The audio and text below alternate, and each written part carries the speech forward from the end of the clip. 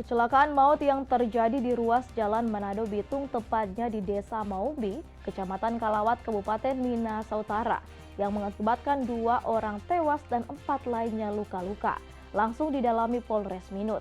Seorang pengemudi yang menggunakan kendaraan mobil truk ditetapkan tersangka oleh pihak kepolisian.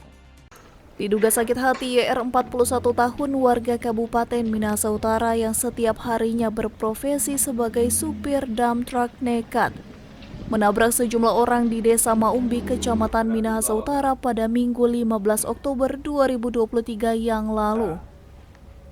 Usai melakukan aksi tersebut, tersangka sempat kabur menggunakan kendaraan mobil dump truck bernomor polisi DP8453FD. Dan akhirnya bisa ditangkap Satreskrim Polres Minut bersama dengan barang bukti yang ada.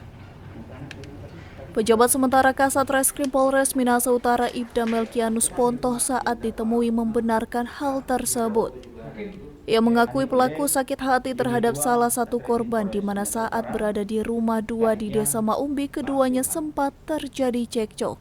Ternyata peristiwa tersebut ada hubungan sebab akibat, di mana pihak korban dengan pihak terduga pelaku ini awalnya bertemu di salah satu rumah duka. Kemudian di situ terjadi salah paham sehingga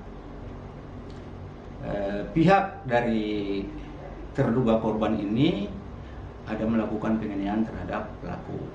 Sehingga dari situ pelaku sudah rasa sakit hati. Nah, di saat selesai dari acara tersebut mereka pulang. Sedangkan terduga pelaku ini pergi mengambil mobil yang diparkir dekat rumah duka. Nah, di saat itu korban langsung memutar jalan dan keluar di jalan besar.